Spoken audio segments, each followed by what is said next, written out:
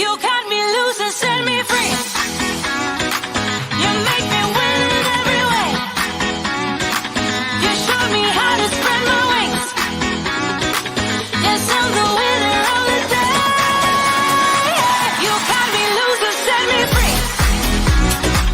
You make me win in every way. Hello. Are you singing, Carmen? Are you singing? Yeah. Are you singing? Good. How are you?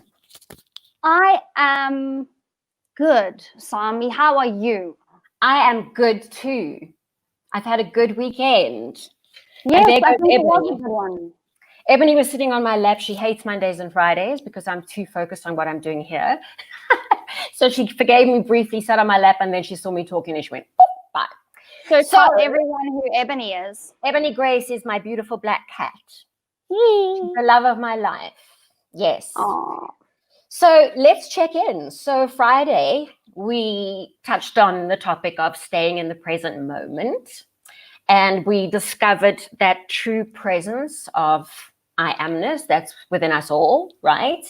And we said we were going to set aside time, an hour, to have like a date with ourselves and to continue writing in our journals, to continue writing about what we were grateful for.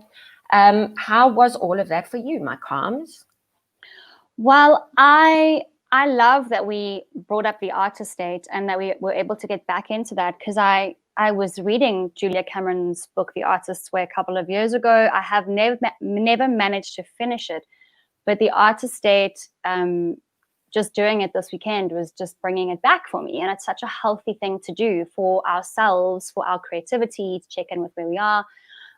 So what I did was I just had a little picnic in my garden, and I just sat on a blanket by myself and watched the birds and journaled, and just checked in with nature. I felt the need to go back to like nature and really just hear and smell and experience what it was like out there, and take a minute. And that was what I did for an hour. And thank you, Sami, for making us do that this week. And the journaling you did. Good. I mean, I did exactly the same. I kind of I was reminded that when you go out into the world in that space of I Am-ness, that it really does change everything. Do you know what I mean? Like when you bring that full presence to stuff. And so my date was sitting on the balcony with Ebony Grace. And my balcony looks over the most beautiful gardens in my complex. And so just really like feeling the sun, which was baking down on the balcony where I was sitting, and listening to the birds and watching them swoop around, and also just looking at the trees right in front of my balcony, beautiful trees, magnificent old trees, and just thinking about how, they're anchored into the ground, the roots anchor them, and the stability of the stems. And then also, the foundation, I guess, also of the branches, and then the flexibility of the lighter branches and the leaves kind of dancing, and moving with lightness. And then when I noticed that, I suddenly noticed there were neighbors sitting across the way from me on their balcony as well, and they were looking out at the same scene. And I realized it's so funny because we were probably experiencing the same scene very differently, but from that space of feeling so connected, like I went hello across to them, but I mean we had the most sort of light interchange, but it felt so grounded. It felt like just even saying hello felt like coming from that space of like presence, felt deeply meaningful. And so I love that. Yeah. Yep. And it just, one never notices those things unless you take the time to just sit and experience them. It's beautiful. So I want to quickly go back to our exploration exercise from last week, because we weren't able to give our feedback. So Sami, so the exploration exercise, for those who didn't watch, was spending a minute writing in a stream of consciousness fashion. So not worrying about punctuation and all that. The things that we identify with or as, such as I am a daughter, I am a sister, I am a woman, all the things that build up our narrative that we tell ourselves every day. So basically, Mine was, I'll just go through them very quickly. It's just a touch in. I'm a daughter, I'm a sister, I'm a woman, I'm a singer, I'm a girlfriend, I'm a blonde, I'm an actress, I am a teacher, I am relaxed, I am ambitious, I am not relaxed, I am human, I am spiritual, I am white, I am Caucasian, I am 1.65 meters tall. All of these things that make us who we are. And it was quite weird naming them, but then being able to separate from all of that we tell ourselves and what comes with that. I am blonde, all those stigmas, I am white. So it's powerful to separate from that. Yes. I had very similar ones. I was also, I am woman, I'm a woman, I'm a daughter, also I'm a sister, I'm an artist, I'm a creative, resourceful being, I am a procrastinator, I am a student, I'm a teacher who learns as she teaches, and I'm a human being. Yeah. Amazing. Pretty damn cool. Yeah. And now now that we've separated that. Totally. It led me completely into what the theme for the next, for today should be. So let's go ahead with our pondering for today.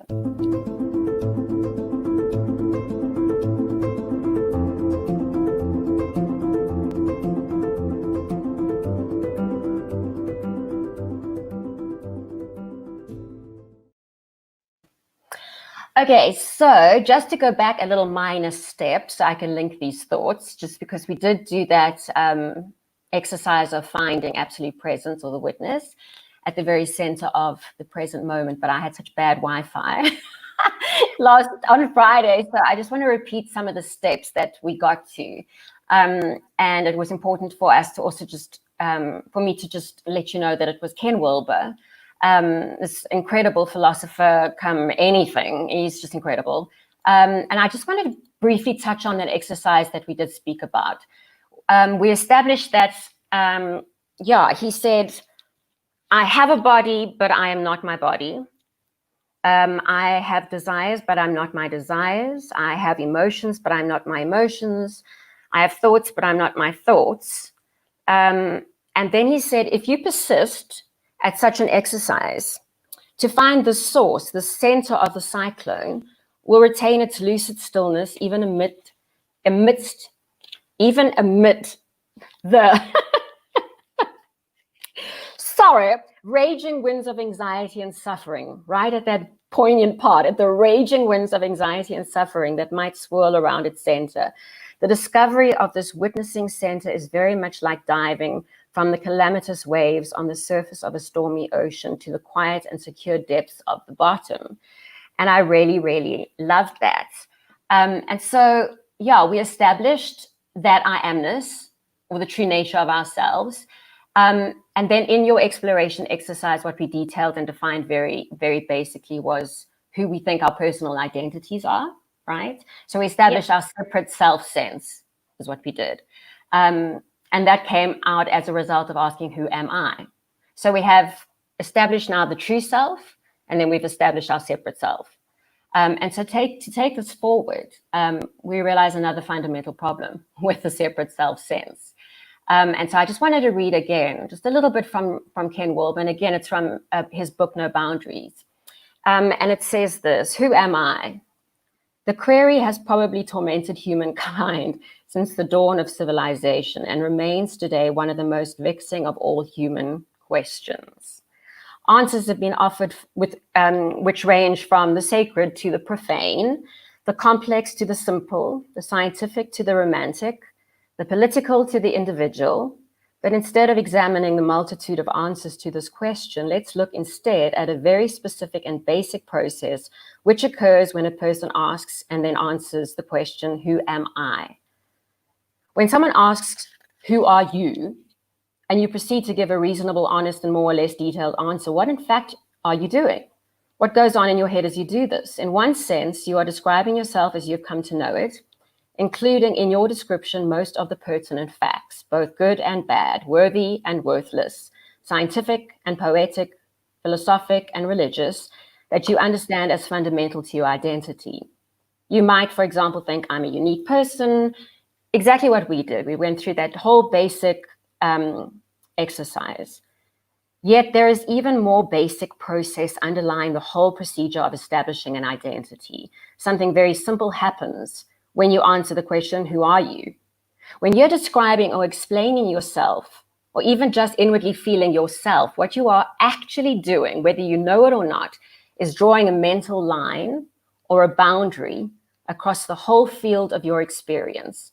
And everything on the inside of that boundary, you are feeling or calling yourself, while everything outside that boundary, you feel to be not self. So your self-identity, in other words, depends entirely upon where you draw that boundary line. You may be a very tall human instead of a short one. So you draw a mental line between tallness and shortness, and thus identify yourself as tall. You may come to feel I am this and not that, and drawing a boundary line between this and that, and then recognizing your identity with this and your non-identity with that. And within this, then, is a so-called identity crisis that can occur. Because sometimes you can ask yourself, well, where do I draw the line? Where is the boundary? And who am I stems precisely from this basic procedure of drawing a boundary line between self and not self. The most interesting thing about this boundary line is that it can and frequently does shift. It can be redrawn. And in examining that, Carms, what I discovered was, like, in a sense, it needs to be redrawn often and always. Yeah. Because the problem becomes those unclaimed parts of ourselves. What do we do with them? So if it's true that them. Exactly. Now, if it's true that we are human beings and that we have within us everything that is part of human nature and of the human experience, what the hell do we do with that? So Maya Angelou, oh my gosh, she is brilliant, isn't she? So Maya Angelou, Love her. I know, there is this incredible sort of insight that she has about being a human being. It's just pure wisdom. Now, she speaks from a spiritual perspective. So depending on how you choose to connect to source or to your higher self, you can substitute that for God, or you can simply use that term I am-ness again. So she says, I'm a human being and I am a child of God. Then if I know this, I have to know that the brute, the bigot, and the batterer are all children of God too, whether they know it or not. And she uses the statement from Terence, who is this Roman playwright from long, long ago. And he said in Latin, obviously, it's been translated now, though, to say, I'm a human being. Nothing human can be alien to me. She says, if you can internalize at least a portion of that, you will never be able to say of an act, a criminal act even, well, I could never do that. Because no matter how heinous a crime is, if a human being did it, I have to say, I have all the components in her or in him. I intend to use my energies for good, constructively as opposed to destructively. And this is where I say, to be truly honest in who we are describing ourselves to be, this means we have to really, really look honestly at all aspects of ourselves. And those parts of ourselves that we pushed away or that we've run from or disassociated from, if we are truly to be fully integrated human beings. And if we don't, we will forever be having these opposing forces within us. You know, this something within us that's trying to have light shown upon it, trying to have some attention addressed to it, trying to show itself to us as needing addressing, whereas this other part within us is almost squashing it down, stopping it from coming to the light. So I think that this is actually one of the hugest causes of depression and anxiety. So we need to look at those lost girls and those lost boys. We need to look at them lovingly. We're scared to face them, but we need to. That's my sense. We're scared to because we think they'll make us unworthy of love. But also, once we integrate these aspects of ourselves, they no longer become a problem. And it's only in resisting them that they persist. And I know that you've also done research on this in terms of calling them shadow selves, right? Yeah. I first of all, I do find it hard to think that the worst of humanity is in me, because Sammy, you and I have had this conversation, especially when, you know, we talk about people who really hurt and abuse animals or children, or you know, the most heinous acts of humanity. It's very difficult for me to, I get so angry. Ask Sam, like, when there was that, that case about that,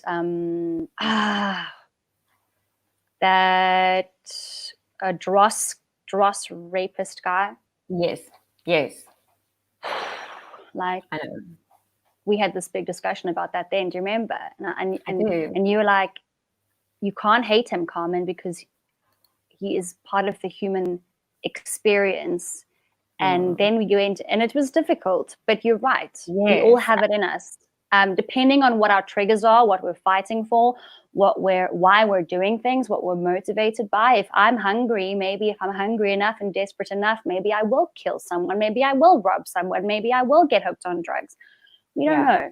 You don't know. But the shadow self, which you mentioned, is just, there's this really beautiful book. If any of you who's watching want to go and have a look at this, it's called The Dark Side of the Light Chasers, and it's by Debbie Ford.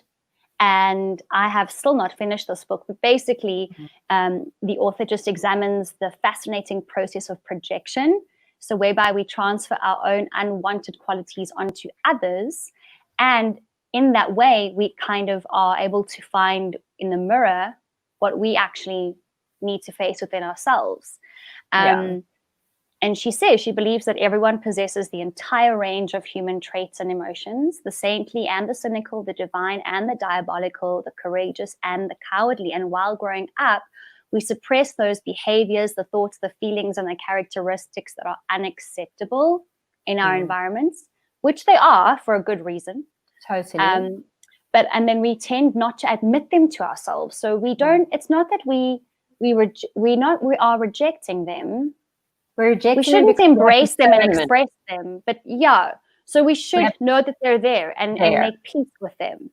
Totally. It doesn't mean we have to explore them and become bad people, but own them. Exactly, because my sense is like the very thing you resist persists. So as soon as you can look at something and say, yes, that is in me, but I choose, and you integrate it into yourself, you can then choose what you choose, which is based on your core values and who you truly are. And that's why I also want to end this little section off with something going into the positive. So to conclude what Maya Angelou says, she says, conversely, if you can do that, in other words, really face yourself and look at the components of a human being. If you can do that about the negative, just think about what you could do with the positive. If a human being dreams a great dream, dares to love somebody, if a human being dares to be Martin Luther King or Mahatma Gandhi or Mother Teresa, if a human being dares to be bigger than the condition to which he or she is born, it means so can you. And so you can try to stretch yourself. I am a human being. Nothing human can be alien to me. And for myself, I touched on the fact that within myself, our deepest wound could be the source of our greatest gift to the world. So see all of yourself, accept all of yourself, love all of yourself, because love essentially liberates.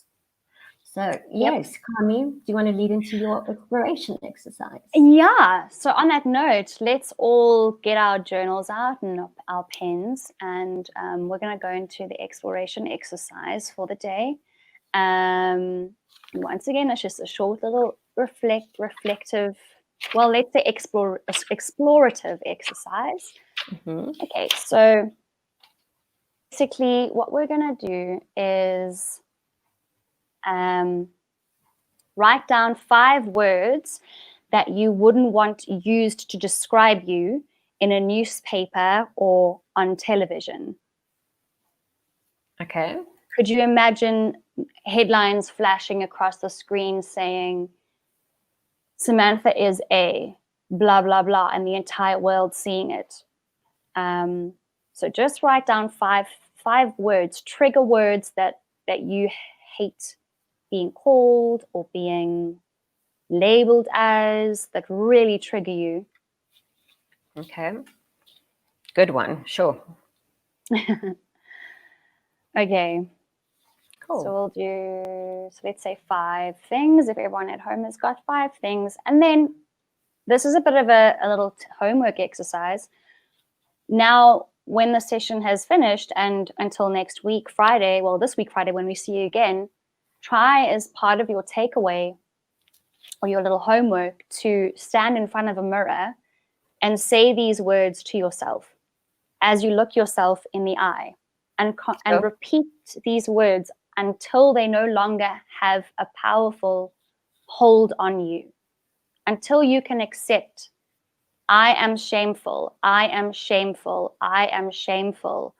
Oh, okay, I'm shameful. Cool. That doesn't hurt anymore. I'm going to own it. Do it 10 times every day with 10 times with every word every day, and kind of feel the power of those words, and the stigmas that have come with you from childhood start lifting, and you can start owning those parts of yourself. Sure. And that's it's a powerful one. It is. Brilliant. Is there one of those words that you're happy to share with us, Sami? I am. No. It's very personal. That's okay. No, I will next week, absolutely. But right now, no. I have to think about it. So that, I think for me, I also don't know which ones I'm going to share. I'll think about it next week. But it's a good exercise. It's so stunning. Nice one, Carmen. Thank you. So let's move to heart space.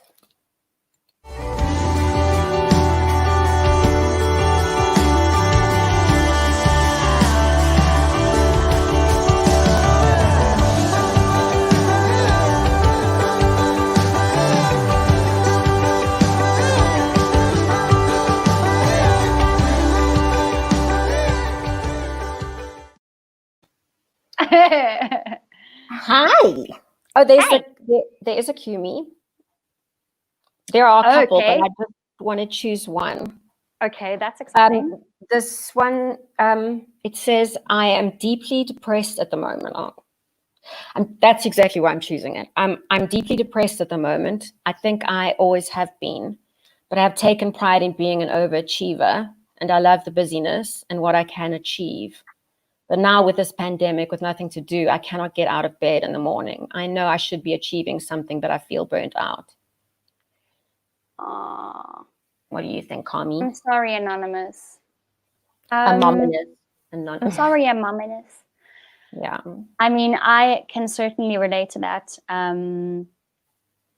I have also dealt with anxiety and depression my entire life. I've never really said that on a public platform before, so there it is. And I think that the first step is to get out of the bed and make your bed. Like, you just have to force yourself. You just have to do whatever it takes. I think that's the first step to get you out of that bed and to get that bed made. Do not leave it, make it. There's a reason why in the military they require that of you every morning. Yeah, so I mean, I'm with you. I mean, that's a do. That's what you can do. I kind of think, okay, how can we start with a do? That's a do. Something physical that you can see you've done and accomplished. Right, especially if you're coming from the need to accomplish something or something to achieve. That's a good link. Yes, so it feels like, okay, I've done that now. Okay, I'm useful.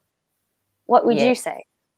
And, we touched on this with the productivity thing in the very first episode, where, there's this conundrum of thinking you have to do something or be something or create something in order to feel useful, That's absolutely right. I wanted to post this just because, there was a TED talk that I linked in with, and it was this amazing talk about this guy talking about depression and anxiety. And me too. I also suffer from depression and anxiety, and it's certainly something that has, going on medication has helped me. And so I am sort of a proponent of anything that endorses well-being, whatever that is. So obviously medicine, so the Western medicine, holistic medicine, and then also these kinds of exercises that make you look within. So I really do support the sense of doing healing on all levels. But I think as well, for me,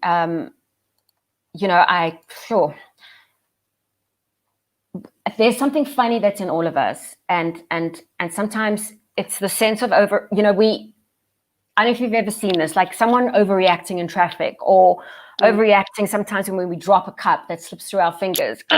Extreme anger comes out, and it's disproportionate to the act. And I think the reason that also happens sometimes is because we feel like we can control that small little impulse, that small thing that went wrong. We have control over it, and we exert this anger. Mm-hmm. But what it does is it stops us actually looking at the things deeper down that we actually can't face, or we can't have any control over. And the same with, over-investing in people that do that, especially over-investing in people that they're not really close to, because it makes them feel good about being compassionate, when actually what all it's doing is stopping you from looking at yourself and giving yourself compassion. So there is that thing of, needing to achieve and needing to be, needing to achieve in order to feel worthy. That's something to look at. And if I were you, I would say, I would definitely go to counseling or therapy for this.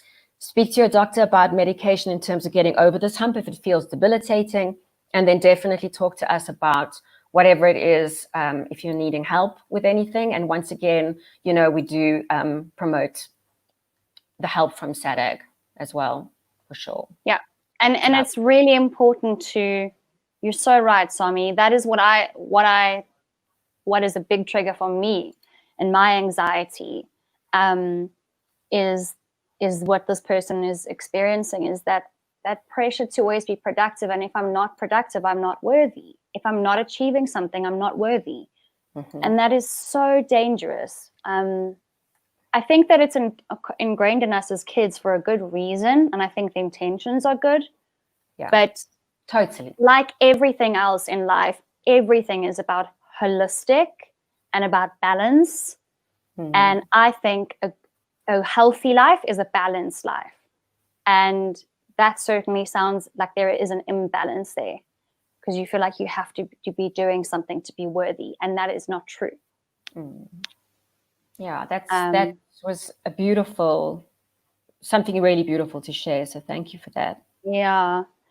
It resonates so deeply with me, because it's so easy to say, just, go and talk to somebody.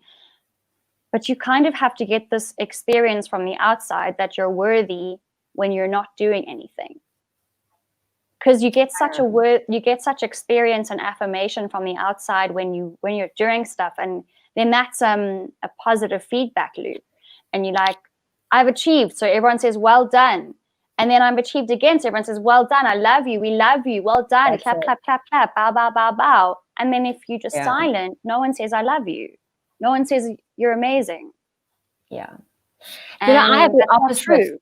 It's the strangest thing. I have the opposite. Like, I can sometimes, like, my personality type, and I mean, we've touched on this and we will in future look at personality typings. And I know that I'm a peacemaker on the Enneagram. And one of the peacemaker sort of self-forgetting aspect is to get lost in contemplation or get lost in thought,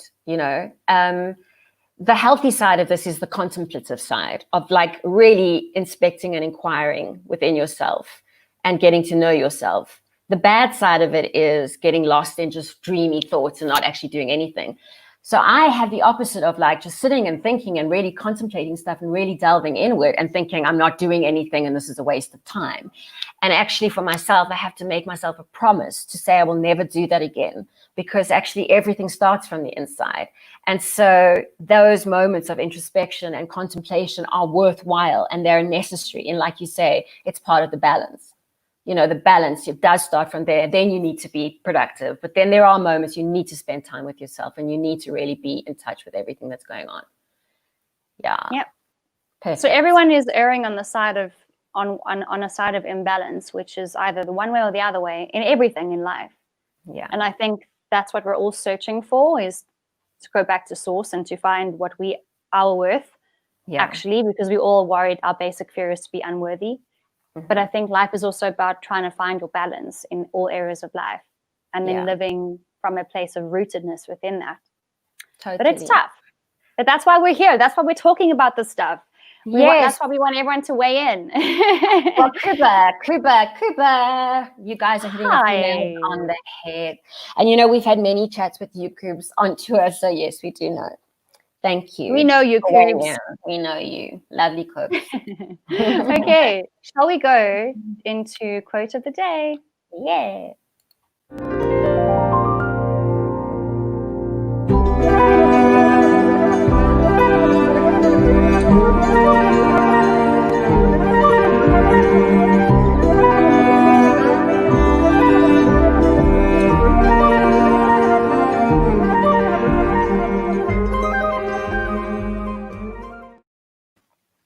quote of the day.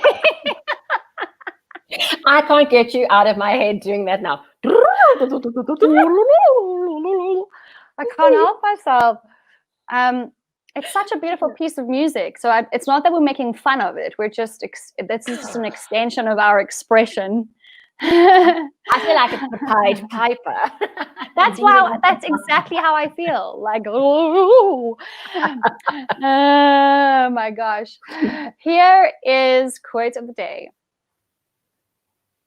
So Samantha actually made me realize how much Anthony Hopkins is. I love him.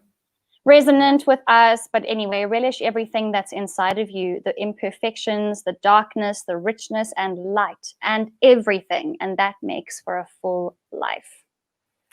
God bless you, Sir Anthony Hopkins. He's amazing. God, I love him. He is amazing. He's truly just one of those no-nonsense people. I love that he speaks about like how he chose movies because he didn't like the kind of pompousness of the theater, like how everybody has to know Shakespeare. And he's like, yes, I am not a real actor because I don't know Shakespeare and I've never done a Shakespeare before. And the funniest thing is one of the greatest Shakespearean actors, plus one of the greatest actors that has ever lived in my mind, and yet he takes himself not seriously at all, and I love that. Exactly. Yeah. Musa. Positive feedback loop outside of your area of performance. Yes, my baby. Oh, yes. I call everyone my baby, but he's a grown ass man. He's beautiful, man. All right. Beautiful. I love that quote. Thank you, Carmen, for choosing that. Yeah. So let's go into moment of mindfulness.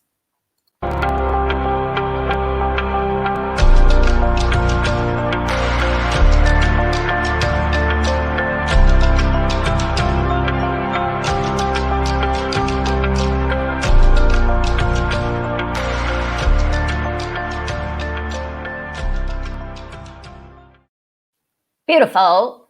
So tension permeates the body and mind. We know this. And going back to CBT, which is cognitive behavioral therapy, which is what we introduced. I've lost track now. We're on episode 6. It was about 2 episodes ago, maybe, where belief systems become thoughts, become emotions, become behavior, become consequence. We have to look at the negative impact that negative emotions have in the body. Especially if they sit there for too long. So in other words, if these belief systems have been around for a long time, you've had these same emotional feelings or sensations, they tend to sit as energy in the body. So there are particles of energy around you. Your thoughts are energy, your words are energy, your actions are energy. You create manifestations through thoughts, words, and actions that use energy to form objects, conditions, experiences. And we know metaphysically that this can cause illness, right? I just wanted to show you this sweet little emoji that I found, and it's so true. It says, anger weakens your liver, grief weakens your lungs, worry weakens your stomach, stress weakens your heart and brain, fear weakens your kidneys, love brings in peace and harmony and strengthens your mind and body. And laughter reduces stress, smile spreads happiness. I love that. Yeah. It's true. It really is true. So there's a mindful exercise that I want to introduce you guys to that possibly you could try in this week going forward. And it's called a body scan practice.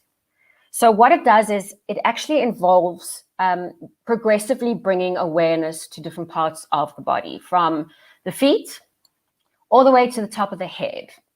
And practicing this helps us to connect to the richness of our life. So much of our experience as a human being happens in the body.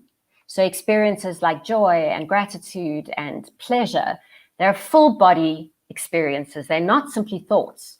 So when you're happy, you're not simply thinking, oh, I'm so happy at the moment. There might be a lightness in your face or an ease in your chest or even just this warmth that you feel in your body.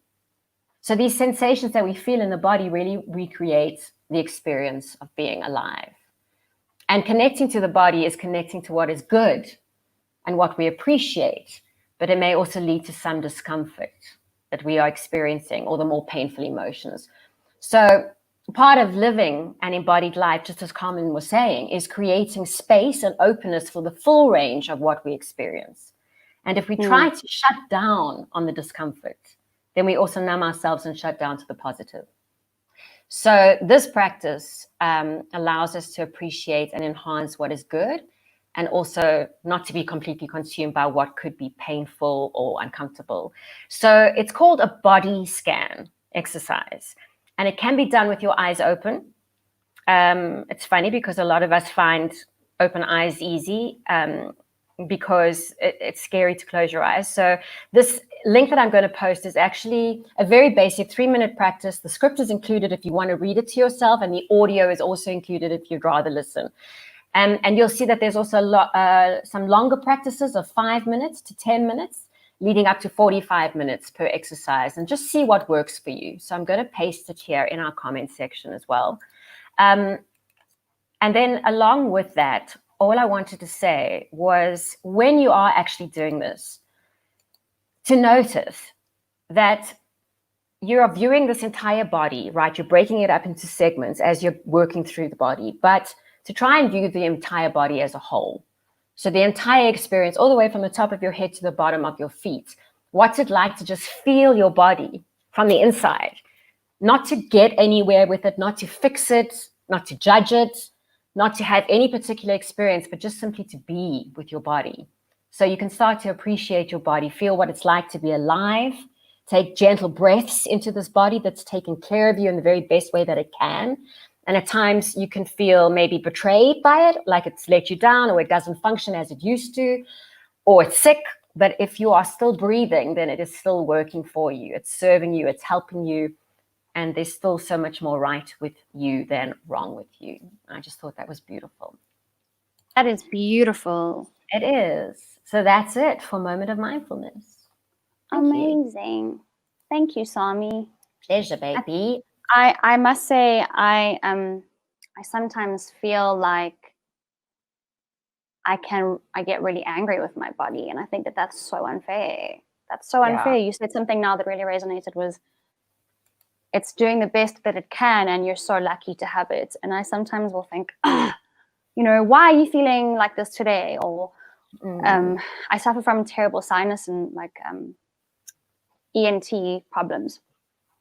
And it's like, I get so angry at my body, but we shouldn't. And I love that exercise. I think it's very powerful. I think it's important as well as performers, because even when we're on stage and we're feeling sick and we're like, why did I injure myself? Why did that happen? Why am I feeling sick now? And actually to think, wait a second, when you do relate it back to the emotion and the thought, then actually I can heal this. My poor body is acting out as a result of not listening to signals. So it's actually giving me the signs. I need to say, thank you, body. Thank you. Yeah. Now I can do something about it, Exactly. That's it. And that also ties in with going, instead of trying to take a million pills for your sinus, or let's just put a plaster on that, have a look and see why is this hurting? Yeah. What is my body telling me? Let's just take a second. And I love that. It ties in so well. Brian Griffiths says, thank you so much. We often tend to forget to appreciate our bodies. That's so true, Brian. We often tend to get angry. Well, shall we go into takeaway, everybody? Here goes. Yeah.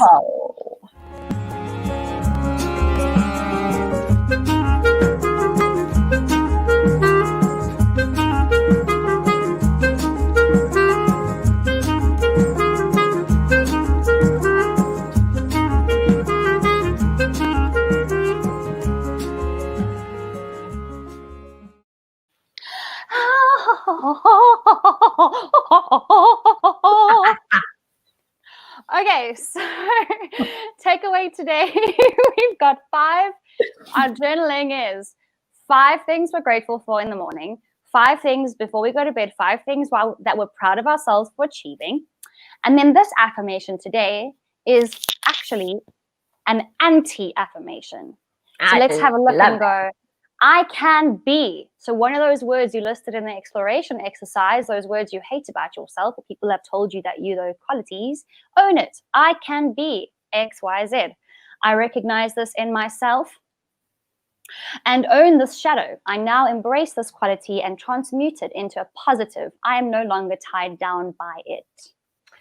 Amazing. And then one last little thing to take away while we're journaling, as Carmen says, the date, to honor again that artist date. So take yourself on a date this week again, 1 hour that you can find to spend just with yourself. But this time, if you can engage in something that engages your physical body. So try to incorporate something physical, either walking or yoga or stretching, but some physical exercise where you can bring your full mindful presence to your physical body and sensations. And that is it. See you on Friday, Voyagers. Mwah! Love and light. Bye. You cut me loose and set me free. You cut me loose. You make me win every way. Win in every way. You show me how to spread my wings.